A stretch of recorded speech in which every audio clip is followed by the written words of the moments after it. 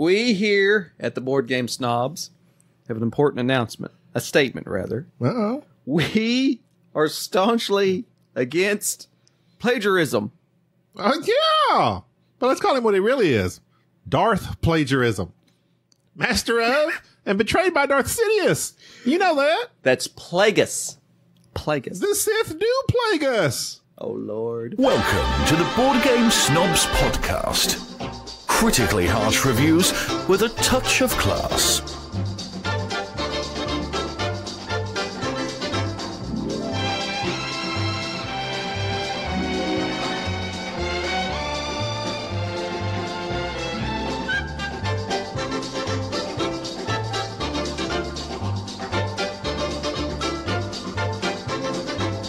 Hey, everybody. Need you to shut up and sit down here. As we welcome everybody to the Board Game Snobs podcast. We're going to be a little bit topical this particular episode. We're going to talk about Let me put on one of my mini hats. Yep. Oh, yes. It's a fine fedora you have on there. Thank brightly you. colored. We're going to talk about something topical that is You see, Like analgesic cream. Yes. That's actually, What? no, that's good. That's you. good. That's Thank good. you. Neosporin. Thank you. Sponsor of this podcast, Neosporin. Plagiarism. We're going to talk about We're plagiarism. going to get topical. I don't like to get topical. I like to get serious. topical. I like I know the you do. superficial. I like to stir it I up. like to get some salt in that wound. Before I It's forget, really topical. It's been like a month now. it was July the 3rd. Okay. That's pretty close to a It's month. almost a month. But this is important. First off, this is the Board Game Snob podcast. This is a podcast about board games, but every once in a while we do talk about other things. My name's Jerry, and my co-host / what are you? I'm Gobby. Yes, I'm a Gobby. human. So this particular episode is about board games, but we're going to talk about something that is going on in the board game community, or actually started about a month ago, or was exposed. That is blatant plagiarism of the highest order. So just in case you didn't know, because quite frankly, I didn't know, because I don't watch or listen to a lot of reviewers. Jerry, what is plagiarism? What are we doing to Mr. Rogers? So they're like, hello, children. You just assume people know what that word means. Won't you be my neighbor? They might think it's The word of the day is plagiarism. plagiarism. The practice of taking someone else's work or ideas and passing them off as one's own. Thank you, Gobby. Okay, well then, That looks really good with Tom Hanks, by the way. I'm going to watch that. which one? The Mr. Rogers. Oh, yeah. They're plagiarizing Mr. Rogers' Well, life. no, they're letting. That's different. And Tom is acting like that's his life. No, Tom can act like it's anybody's. I must life. confess, I plagiarized a lot in high school. What did you plagiarize? People's answers? You cheated. What? What? How dare you? Yeah, that's plagiarism, right? I was homeschooled. So I didn't, just nobody, there was nobody to plagiarize or to cheat. I mean, if you copy somebody's answers, that's plagiarism, I ain't it? guess, yeah. Yeah. Close enough. Okay. But there was a particular. Go on, sorry. A particular, I guess we'll call him reviewer, media person. Basically, this individual was copy and pasting reviews off of Board Game Geek and utilizing it on her own blog, and has for a long time. This was exposed. She shut down her website, her Punchboard Media, the people who she wrote for, of course, cut ties with her, yada, yada, yada. And I kind of kicked back to just watch what happened, because I didn't know who this person was. Like, I didn't particularly know who. I had to ask Gobby. Gobby knew her. I followed her on Twitter for a while, but I just, anyway. you know, some people like lots of drama, and like there was always drama surrounding. So I just kind of quit following. I noticed that once I've taken over the Twitter, I have found that many people create drama. They are board game people, and they're known for being reviewers and other things of that nature in relationships to board games, but they utilize their Twitter and their social media accounts for other things and tend to create drama and talk about things. I just like to have fun. We like to have fun here. That's what we're about. Right. So we don't talk about that stuff, except when we have topical episodes such as these. Gosh. So I kicked back, didn't say anything, wanted to see what happened. So it's been a month. And strangely enough, this has all kind of just been swept under the rug. and nobody's really focused on it or outraged about it anymore. It was the hot topic for all of about 3 or 4 days, and now it's gone on. I think that's interesting. Must be nice. It must be nice. Do you remember Brian Williams? Yes. Okay. Where is Brian Williams? Is he still a thing? Is he back on TV? I couldn't tell you, but I know he's not where he once was. No, he was not. He is not. So it's interesting that as somebody who is involved in, and thank God we're not reviewers, when people who are involved in any type of media plagiarize or outright lie or do something, there are actions to there are consequences to their actions. Whereas with some, it seemed like they have a free pass. Like they do something, it's exposed, it's talked about, and then some time goes by and they're right back to what they were doing. So should that person ever have anything to do with the board game media? What do you want to call this? Not institution or I don't know. But anyways.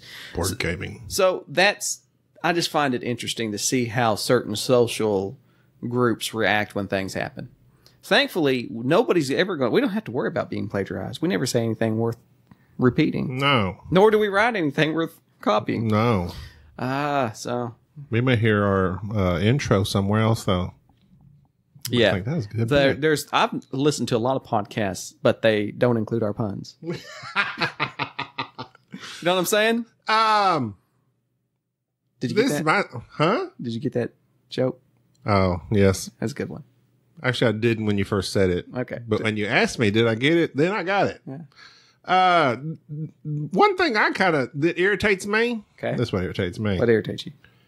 Is when people are very, very sorry. Very sorry. I'm always sorry. No. Once they've been busted. Oh, yeah. If you catch me, I'm super sorry. It's like, my man. bad. I'm sorry. I did this terrible thing because I'm caught. Yeah. Would that, okay, so, if this had been going on for some time and then of their own free will and volition, they say, you know what? Hey, guys, my bad. I kind of been doing this. I'm kind of been cheating. Yeah. I mean, that's different. But it's like, no, you were caught. And then suddenly they feel bad. It's like, well, how am I to take that? How can you be, how do you gauge sincerity upon just someone being caught? I don't think you can. Not for a large part. It would be a breath of fresh air if someone would be like, I'm not sorry. Got caught. Sorry about that. Hey. I was making a pretty good living. So y'all had to go mess it up. Those darn kids. Those darn kids. I would have got away with it too. Whatever that darn kids. Well, I mean, this is my deal. Okay. Don't you wish you had a van and a dog and you could go solve mysteries? How do you know I don't? You don't have a dog. You have a cat. Well, and you don't she have goes a van. with me. And Pasha. you can't even figure out. Pasha takes me. Goes meow. To those that are guilty. Pasha's your cat, by the way. I know that. I know, but people don't know that. We're actually being recorded right now. There's like tens of people that will listen to this and wonder who Pasha is. All right, we done talking about plagiarism? I don't want to talk about plagiarism anymore. I want to talk about. So I know. So what are you gotta have some sort of conclusion. I don't like plagiarism. The conclusion of the matter is all right. We are anti-plagiarism. No. Here's my conclusion of the matter. Number one. Conclusion of the matter. I think that people often get tied up with content creators. Like since the past year, I've probably watched more YouTube and Twitter and Facebook just because of being involved with the podcast, and I don't generally do those things. Right. So looking at what people produce, especially on Instagram, people taking pictures, people posting stuff about themselves on Twitter and throwing their thoughts out there. Everybody is just tied up with content creators and people who are influencers. And I think that it's often... Everybody's trying to be somebody. Everybody's trying to be somebody. And as are we, once we get big enough. Oh, yeah. Once we send us your money. Yeah. It's just go ahead. Go ahead and Western... What's that? Western Union? Western Union us. But no, I just think that everybody is trying to produce content. Everybody's trying to do things. Everybody's trying to one up each other. And I hate content creators. That's what I've come to find. I'm glad. Now there's good ones. There are some good ones, but the good ones produce things that are valuable. For instance, I'm glad you brought this up. Let me whip out my Amazon box and get this going. Go ahead. I like Rodney Smith. There you go. I have met Rodney Smith. What he does is of value. I love Watch It Played.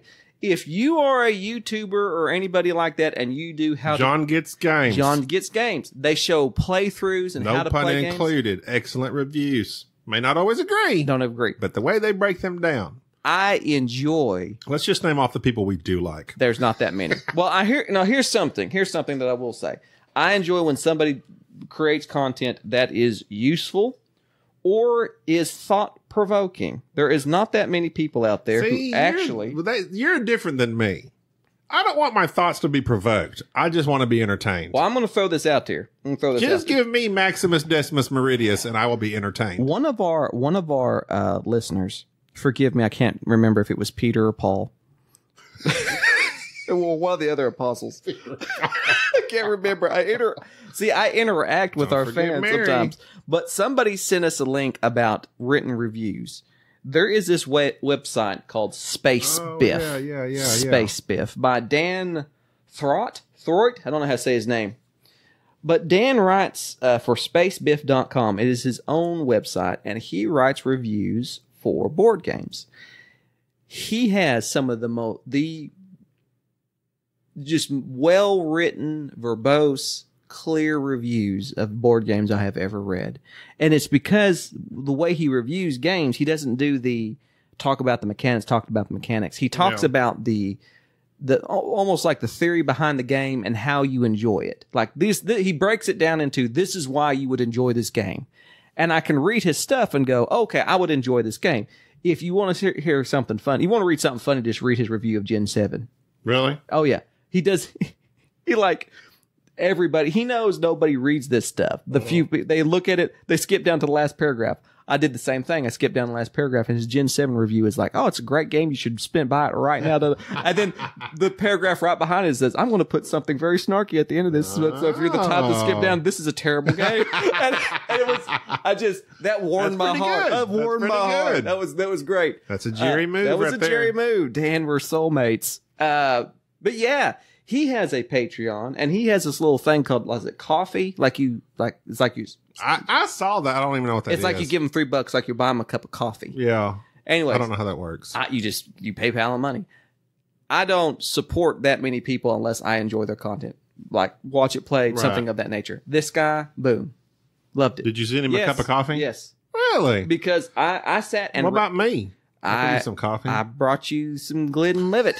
Oh, who sent that to us? That was Fantasy Ranch. Fantasy Ranch, which is a great name for a board game, although it does sound kind of adult. Has nothing to do with. I think that's in Las Vegas.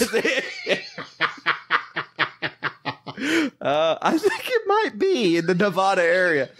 No, it's Arizona. Oh, okay. I think. Don't let me forget to talk about Fantasy Ranch in a minute because you sidetracked me. But I love this guy's website, Space Biff. Dan. Throit. Don't know how to pronounce your name. Doesn't matter. Excellent.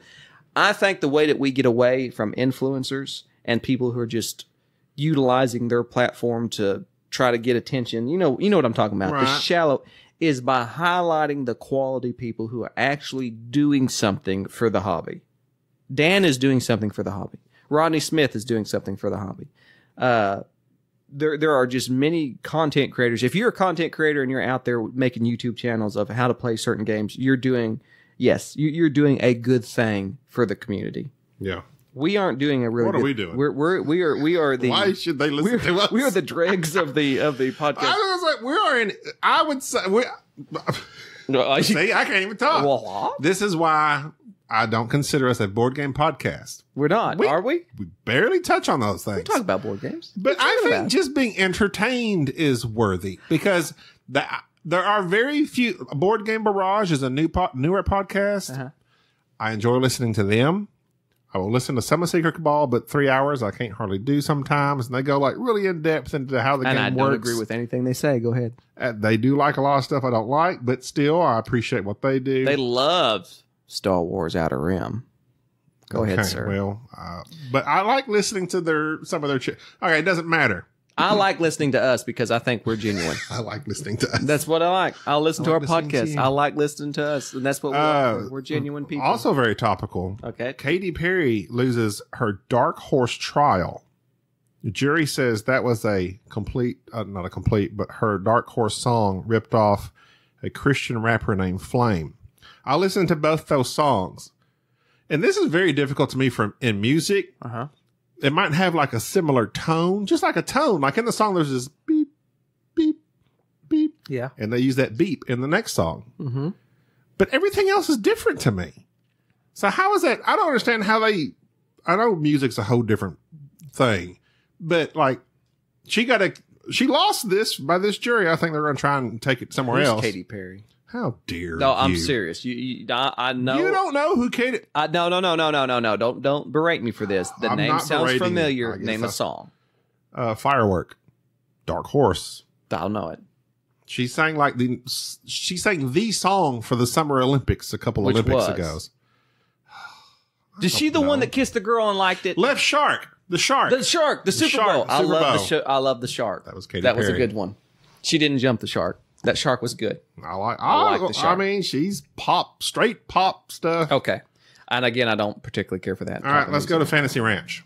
No, let's go to Star Wars Outer Rim. Then we'll do Fantasy Ranch. Okay. I'm ready for this review, actually. Why? You know what I did? I wrote stuff down. Throw that out. We don't want to change how we normally do things. I wrote this. Wait. Would you like some more scotch? I've lost it. It's gone. Oh. Well, you look for it. I'll describe the game. No. I'm going to describe this game. Okay. Oh. Yeah, that's right. Let me kick back with my sniffer here. Go Star Wars Outer Rim. You want me? I don't know all the details of it. I should have wrote them down. Fantasy Flight. It's a Fantasy Flight game. It not is a pick up and deliver game. Not to be mistaken for Fantasy Ranch. Go ahead. For Fantasy Ranch. It is a Fantasy Flight game involving various characters throughout the Star Wars universe, from Han to Jyn Erso. I didn't actually look to see if they were all within a timeline. Jyn Erso was a little before. I didn't see anybody like new. Like IG-88, Lando, Bosk. It's got all these characters you can choose from. Each character has an ability. You pick your character. You pick your ship. Keep flying. Keep flying. I'm glad you remember that. I was trying to think of it. I couldn't think of it. Saved you. There are 11 planets in the outer rim of this game. You have a certain amount of moves, a certain amount of battle, a certain amount of health/defense. Right. The crux of the game is cargo, bounty, and jobs. You're going to go to a planet, get a job, get a cargo, get a bounty, take that to another planet, drop it off, gain fame. That's the game. This game is literally, I was thinking, it's a Star Wars Uber. It's like, It is. Go pick this person up, transport them to over here. As long as you're on a planet, 5 stars, please. as long as you're on a planet, you can get my ride. You can buy from a marketplace. You can mod yourself up to make you more battle worthy, which there's very few you could bounty. There's hardly any player interaction. There's like 1 or 2 cars that enable you to fight each other. I'm going to reskin this game as Uber the game. So like instead of ships, it's just going to be like a Corolla. There you What go. kind of car? What kind of ship are you going to upgrade for? Oh, I'm driving a Dodge. Why is poor Lyft? It's been left behind. I like the name Lyft better than Uber. I don't even know. Well, I need Uber is Lyft. like super, right? Yeah, but that Lyft sounds... With a Y. That kind of lost me. When you do it with a Y, because people said, I need a lift. I need a lift, and you say, why? Yeah, because... I don't know, It's but just I'm a thing. here for you. Well, like, I drank too much. Give me That's why I need a lift. I need my Uber. Yes. Like Uber, that sounds weird. Yeah. Okay. You're getting me off track. I'm sorry. The roles have reversed. I'm plagiarizing you. I'm plagiarizing you. Allow me to gesticulate while you speak. Go You ahead. have character goals. Like for Han Solo, he needs a ship. You start off with a ship that's worth 0. He needs a ship that's worth 15,000 It's a credits hunk or of more. junk. Yes. Some of your ships have goals. Well, I think all your ships have a goal. How can a ship have a goal? It's got a goal. It's got something sentient. it's to strive to. Sentient. So your character has a goal, your ship has a goal, you meet those goals, you try to get up to 10 points. That's your base game. You can go up to fame 12 points. points. Fame points. A victory point, fame points. It's all the same No, thing. not fame. Fame's different. You have reputation tracks, 4 reputation tracks: Hut, Syndicate, Rebel, Imperial. Mm-hmm. Some of your guys will start off with positive or negative of those, and those will interact with the patrols that are also on the board. There's 4 patrols, each of those I just mentioned: Hut, Syndicate, Imperial, Rebel. If you run into those patrols with a negative reputation, you will have to fight them. If you run into those patrols with a neutral reputation, you just have to stop while they ask for your papers. If you have positive reputation, you can move right through them. There's also the Maelstrom right by the Kessel planet. Yes. So if you go, you can't go through the Maelstrom. You have to stop, just like in Solo the movie. I recently watched Solo the movie. What'd you think? It's a horrible. But still, I wish there would have been. When you first watched it, you said you liked it. I did like it. It is not horrible. I wish there was be a You've made me mad. sequel. Why? It is not horrible. The writing in it's so bad. So bad. I like Woody.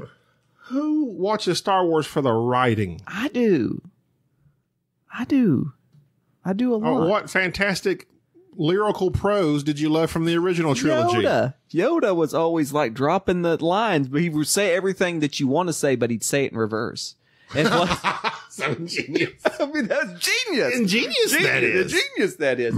And then you've got I know, that's literally Yoda. That's great. That's all you need. That's like Ewan McGregor in the original. Hello there. Well, hello there. He was just great. I love. There are good. Solo. It did not deserve the hate it got. It did not deserve the hate. I really like. I went into that movie expecting to hate it, but it was decent. Is he Taron Egerton or Aaron Eglefort or whatever? There's like three of those guys. Alden Ehrenreich. There's like three of those guys. Alden Ehrenreich. I was like, oh, this guy. He did all right. I think he's British even. Yeah. Maybe not that matters. I know. How dare you? I'm not Are you anti-British? Well, we ran them out, the Redcoats. I still view them as the Redcoats. We didn't like them then. Why should we like them now? Well, I like London. I've been to London. It's nice. Oi. That's not how they sound. Good eye. No, that's Australia. Oh, that's right. You're just ruining everything. Hey, the lady from the lady. You have to cut all this out. You sounded very bigoted. My fair lady. On the my rind and spine falls mainly on the blind. Oh, yeah. But yeah, she talked like that. Okay, but that's not indicative of all. There's a lot. This is the deal. There's a lot of British English accents within England. Yeah, there's a lot of accents down here in the South. Just like dialects. I hate those guys. They always show up at the most inopportune times. On Doctor Who? Doctor Who. That's a good one. Exterminate. I don't know if that's where you're going. We were there. But anyway, this game sucks. We have to get there. I'll get there. Gotta hurry. So, because I'm already you're trying to get to 10 fame points, and this is the part of the podcast I don't like where they explain the game. If I want to know how the game plays, I just go on YouTube and watch it played. Nice observation. Or whatever. Usually, if it's a theme or style of game, I'll be interested. If I want to know the exact details of the game, I have a hard time listening to podcasts describe a game. It irritates me. It does as well. I have talked through this game. You pick up, you deliver. You might fight patrols for fame points. Me and Enrique played, and Jerry, it was very boring. Very dull. Pick up and deliver. I played it solo twice. Very dull. Very dull. I played it, me and Deej. Very dull. The only time it even got exciting was like literally the last turn of the game where me and him were tied. He went for fame against this patrol just to battle, to try and win a level 2 or 3 patrol. He won on a die roll. That was out of the hour and a half that we played, or hour, however long it took. That was literally the most exciting part of the game. Yeah. Otherwise, you're going to a planet, pick this up, go over here, pick that up. Go over here, pick this up, go over there, pick that up. I mean, you could try and once you got to know the game and know where the illegal cargo was, because that's the only cargo that gives you fame points is illegal cargo. You might try and shorten the runs, like make sure you're not clear across the map and have to travel all the way to the other planet on the other side of the outer rim.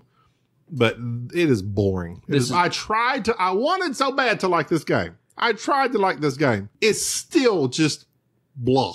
On caveat, we don't like pick up and deliver games. No. But we're always looking for the pick up and deliver game that will change our mind. For instance, Wasteland. I'm willing to try. Wasteland Express. Ugh. Oh, we did not like that. That game was uber popular when it came out. And actually, that was less popular. That was the one that I got kind of caught some flack on Facebook when I was trashing it. How dare you How dislike dare you? something? Oh, no, I can dislike whatever I want, especially something like Everything's Wasteland Express. Rainbows and flowers. With this Star Wars Outer Rim, the IP is used to catch your attention. It's obvious that Fantasy Flight is planning an expansion. You can tell with the cards.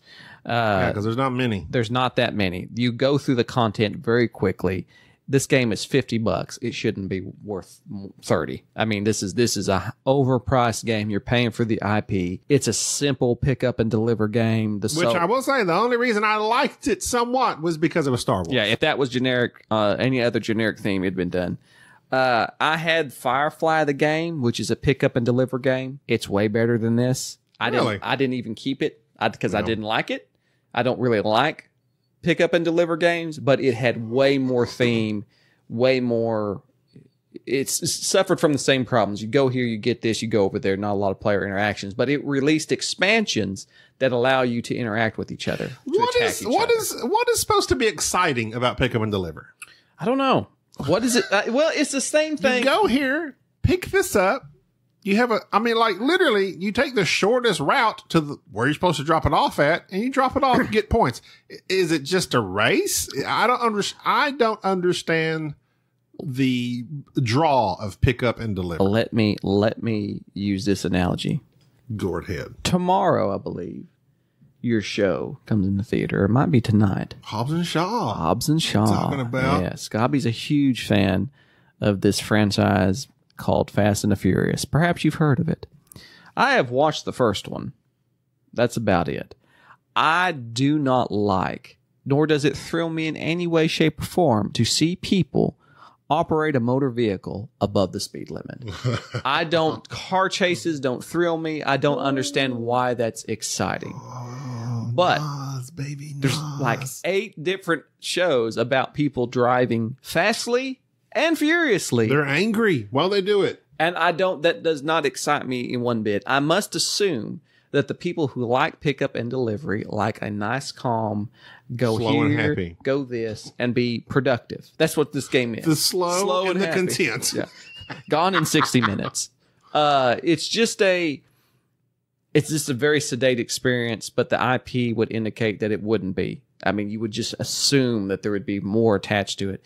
This was a very poor game. It was blah. And we get into games. I was playing music. I tried to get into character, but even DJ was like, he said, "What's Han doing with bounties?" He said, "Han's not a bounty guy. You never know. He's hauling cargo. He might go bounty. He's not a bounty hunter." You never know. It wasn't thematic in that way. Oh, whatever. It just has these characters, has the planets.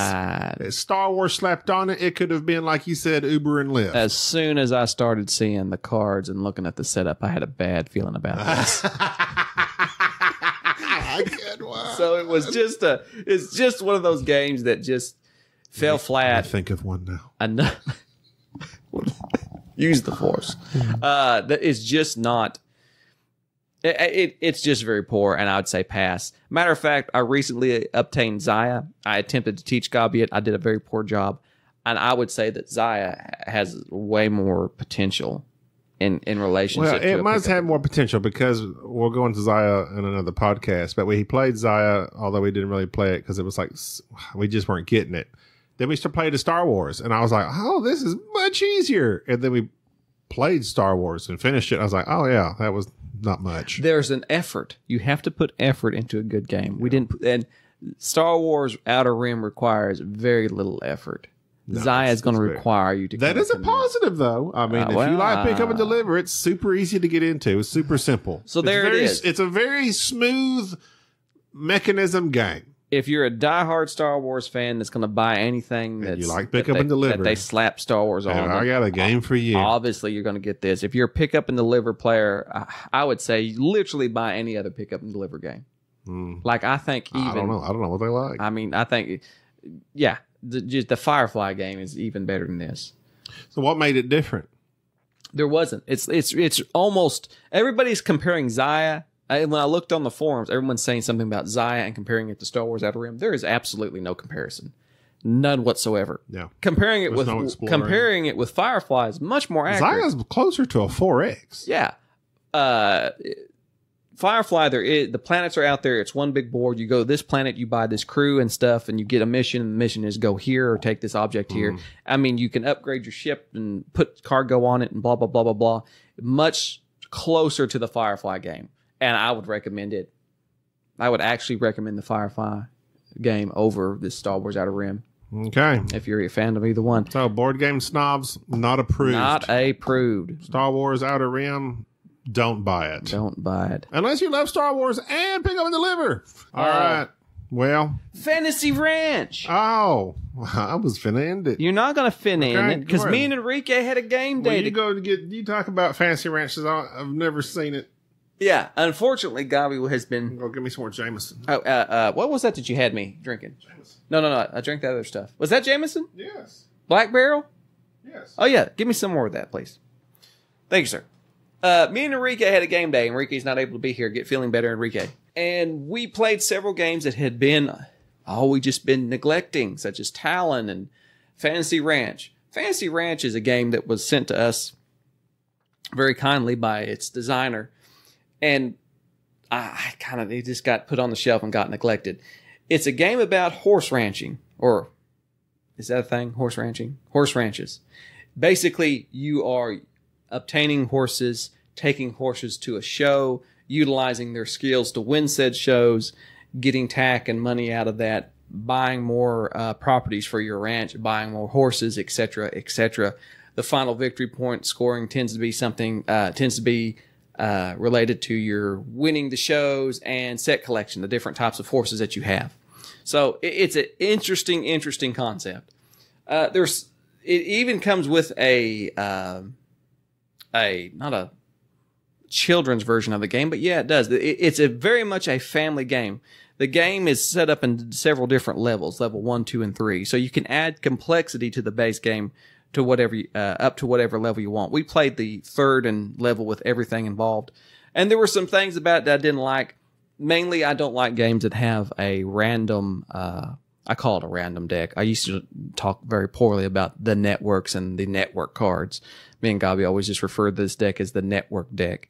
It's a deck that just adds twists in the game. And actually, this deck is called the Twist of Fate. And it's just cards that are laid out there that if you meet this objective, you get this card. It's okay. I mean, I don't particularly like that random objectives being out there. I rather liked focusing mainly on what you're doing, which is actually rather interesting. The game kind of plays sort of like a viticulture almost. You have certain workers that you can use each round that give you certain powers, and then you take your action of whether you're going to buy horses from the sale, or whether you're going to buy property and expand your property. You expand your property so that you can have more types of horses. And of course, those certain areas that you purchase allow certain color horses to be stored there. And so you're kind of building up your little farm and you're moving your horses around, and then the show comes. And then you select your best horse that's going to go to that show, the horse that matches that color, and you roll a dice with its skills. And it's a simple way of checking to see if your horse is good enough and wins the show. And then you get the reward. It's very much a family game. I played the kids version with my 6-year-old and 7-year-old. They just called it the horse game, and they absolutely loved it. Their enthusiasm was unbridled. Okay, thank you for that. That's your one horse joke. Why the long face? Nope, 2 horse jokes. We're not doing that. We're not making any horse jokes. I'll hoof it out of here. No. You're my main man. Every time you make a poor joke, it derails my train of thought because I have to process. Saddle up. And my kids love this game. They're 6 and 7 years old. We played the kids game.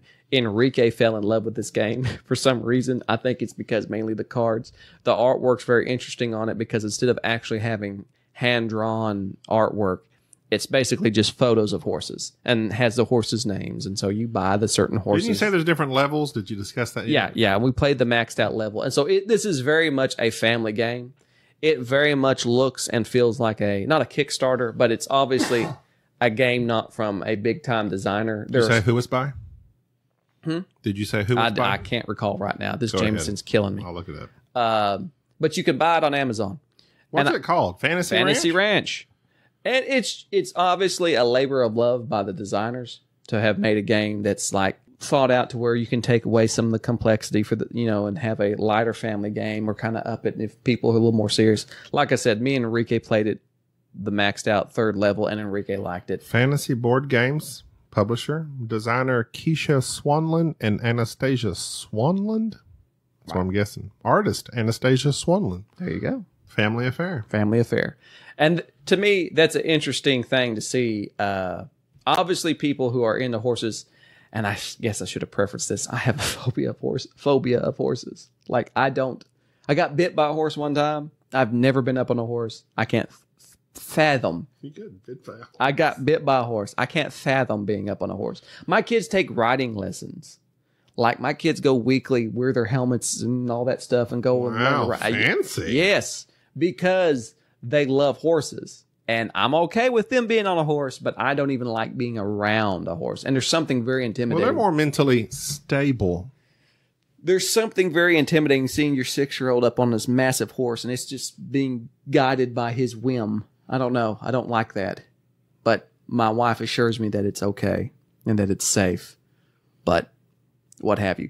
Fantasy Ranch, obviously a game. They're big animals. They are big animals. It's a big animal. I've ridden a horse. Rodent? Tell me about your ride. I've ridden a horse before. One time I rode a Shetland pony. Your feet would be My feet were dragging the ground. dragging the ground. How tall are you? 6'1". Okay, go ahead. But it was when I was a little bit thinner, so it wasn't too much That poor weight on pony. the horse. He was like, nay. Yeah, well, it only cost me a couple bucks. See, this is what happens. No, I'm serious. I paid to ride the horse. You paid. Where were you? Beavers Bend, Oklahoma. Oh, It's a national park. You used to ride horses there. I you don't know if just you can ride anymore. up. You just saw this miniature Howdy, horse and partner. thought, I think I'll ride that thing. I'm gonna ride you.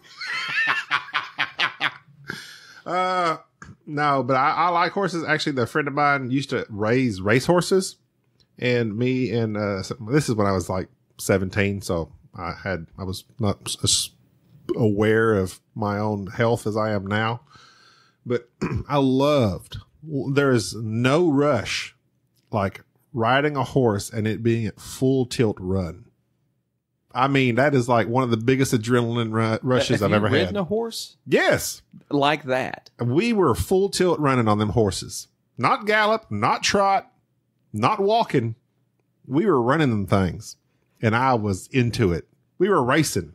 There was another girl. She was like a cowgirl. She was all into it. Like she knew what she was doing.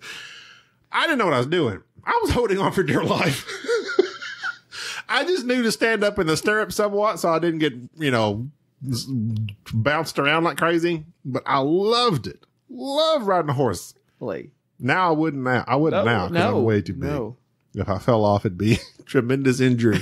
But so you like this game? Yeah. Did you play all 3 levels? I It did said there was not. 3 I just levels. played the 3rd level, and I played the kids version. It actually comes with another board that's like a roll and move with some extra rules that I played with the kids, and they really liked it. Okay, well, Fantasy Ranch. You got kids? You like horses? Check it out. I know, and my kids are always wanting to play the horse game, and I'm always looking for a game that's like a family level game, something that gets the kids kind of interested. That this and the children's concept, the kids concept game, yeah, they really like that. It's really good. But oh man, okay, you're wearing me out with this, Jameson. We got to go. Well, you need to stop. Okay. You need to rein it in. Rein it in. Go ahead and rein it in. End it for us. All right. Well, thanks for listening. Hey, if you haven't already, send us an email. I was looking back through our emails, like from our early days. There's been some folks we hadn't heard from in a while. If you haven't written us in a while, check in with us. Let us know how you're doing. Tell us how you think we're doing.